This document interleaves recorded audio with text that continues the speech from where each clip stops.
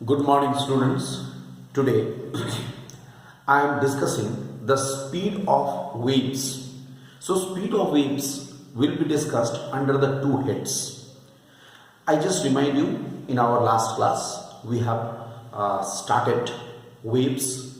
I have given the introduction to the waves and all important terms. Today we are starting with the speed of waves, when first is the speed of the transverse waves. In two sections we are discussing it. Number one is the speed of transverse wave. So you can write speed of the transverse wave first, A part. A point is, you can write speed of the transverse wave, speed of the transverse wave through a speed of the transverse wave through a stretched string. Speed of the transverse wave through a stretched string is given by V is equal to root T by M. The formula is through a stretched string, that is root T by M. We shall discuss it later on also, and just here we have not to derive this formula, we have only to write this formula and keep in our mind. At times we shall use this formula. V is equal to root T by M, where T is the tension in the string, and M is the mass per unit length of the string. Not only mass, it is the mass per unit length of the string. This is the first. Second, next point, you can write speed of the transverse wave through a solid medium. Speed of the transverse wave through a solid medium is given by V is equal to root eta by rho. See the symbols, eta by rho, where eta is the modulus of rigidity of medium, and rho, as usual, the density of the medium. Rho is the density of the medium. These two. Okay, this is about the speed of the transverse waves. Okay, now in this, obviously the first point will be, again we shall refer to it when we shall discuss the vibration of the stretched string. Second one will not be needed as such. Okay, now next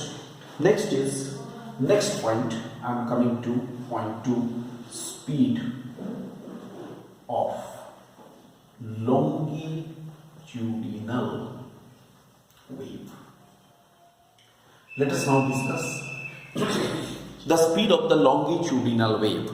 Speed of the longitudinal wave. In this also, under few heads, we shall write A part. You can write speed of the longitudinal wave, speed of longitudinal wave in a liquid and gas, or in a liquid or gas. Speed of the longitudinal wave in a liquid or gas is given by V is equal to root K by rho. V is equal to root capital K by rho. What is capital K? It is the I hope you remember, it is the bulk modulus of elasticity of medium. Bulk modulus of elasticity of the medium, and what is rho? As usual, density of the medium. This is for the solid and liquid. Then, speed of the longitudinal wave through a solid medium. It is for the liquid and gas. Sorry, I repeat. The first point is speed of the longitudinal wave in the liquid and gas. Liquid and gas. Or you can say liquid or gas. Fluid. And now speed of the longitudinal wave in a solid medium, through a solid medium, if I say, then how much it is? V is equal to root K plus 4 by 3 eta by rho. Look at this formula. K plus 4 by 3 eta by rho. The whole thing is under root. I think you can very easily know K is the bulk modulus, eta is the modulus of rigidity already mentioned, rho is the density. So nothing extra, nothing new term. Lastly, the speed of the longitudinal wave, through a solid rod. Speed of the longitudinal wave through a solid rod. It is V is equal to root Y by rho. And I hope all of you can recognize this Y. This is the Young's modulus of elasticity. All of you know Young's modulus of elasticity of the solid rod. Solid rod का Young's modulus of elasticity है. ठीक है? ये हुआ. These are some important terms. Okay? These are some important terms here. Some important speeds in the solid medium, in the liquid medium, etc. In case of the transverse wave, in case of the longitudinal waves, this we have to keep in our mind. We don't have to derive this formula. Okay. Now we have the speed of sound in air. A very important discussion. Let us now discuss the speed of sound in air. Speed of sound when the sound wave travels, when the sound wave propagates through air, right? Then what will be its speed? I just tell you, Newton was the first physicist who gave theoretical formula for the speed of sound in air. So Newton was the first physicist. Newton was the first physicist who proposed the speed of sound in air, expression for the speed of sound in air. Now, what Newton considered? What Newton considered? First of all, I just tell you here I will take this formula. I will take reference of this formula because sound wave is a longitudinal wave. Try to follow me. Sound wave is a longitudinal wave. Okay, follow longitudinal wave. And if it is traveling through a liquid or gas, you know, air is the mixture of many gases. We can consider diatomic gases, hydrogen, oxygen, nitrogen, etc. So it is a mixture of gases. So this thing will be used, that is V is equal to root K by rho. ये formula use होना चाहिए. ये formula होना चाहिए. लेकिन अब मैं यहाँ पर बताता हूँ. देखो. He considered, first of all, Newton considered that when the sound travels through air, it is an isothermal case. Dear students, I hope all of you know what is the meaning of the isothermal process or isothermal case. Isothermal process कहो या isothermal case कहो. What is an isothermal process? Isothermal process is that in which the temperature remains constant but the heat does not remain constant. Okay, what is the explanation given by Newton? Newton said that as the sound wave is a longitudinal wave, it will follow alternate compressions and rarefactions. It will form alternate compressions and rarefactions. Okay, and he said in the regions of the rarefactions, you can write in the regions of the rarefactions, okay, the heat is produced, temperature is more, and that heat is conducted to the region of the compression so that the temperature of the medium is equalized, constant.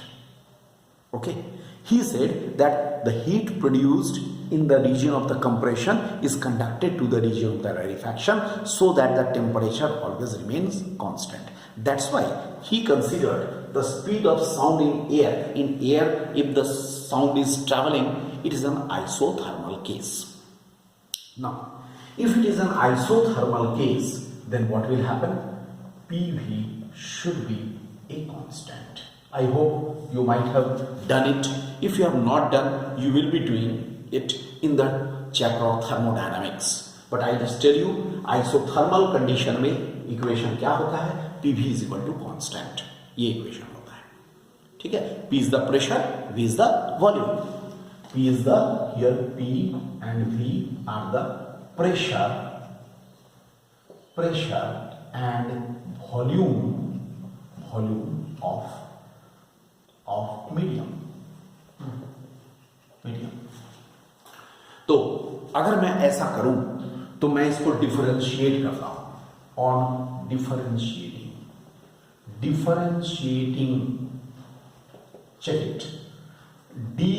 Differentiation of PdV is equal to 0 because differentiation of a constant is 0, and it will be alternately, it will be done.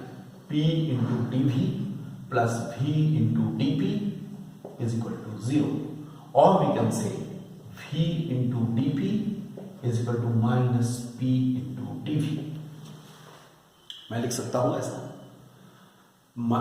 V into dP is equal to minus P into dV, or we can say here what is P? P is equal to minus V dP by dV. मैं इसको ऐसे भी तो लिख सकता हूं minus dP by dV by V. देखो क्या टर्म मुझे मिला? P is equal to minus dP by dV by V. Negative sign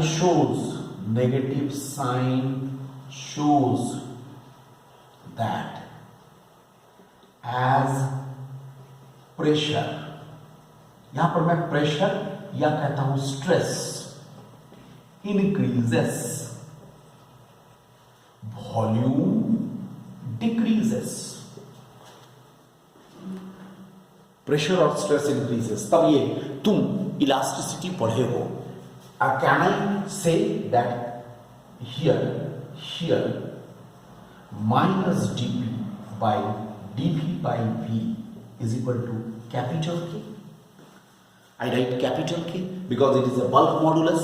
ऊपर वाला टर्म स्ट्रेस हो जाएगा by change in volume by original volume. Negative sign show कर रहा है. नेगेटिव साइन का सिग्निफिकेंस यही है कि जैसे जैसे स्ट्रेस या प्रेशर बढ़ता है वॉल्यूम घटता है. तो ये क्या हो गया? K. और मैं सिर्फ इसको K नहीं लिखूंगा, मैं इसको लिखूंगा K iso because it is isothermal bulk modulus. It is what? It is the isothermal bulk modulus. Bulk modulus. ये हो गया isothermal. K iso means it is the isothermal bulk modulus. All right. So I will continue it in the next lecture. Okay.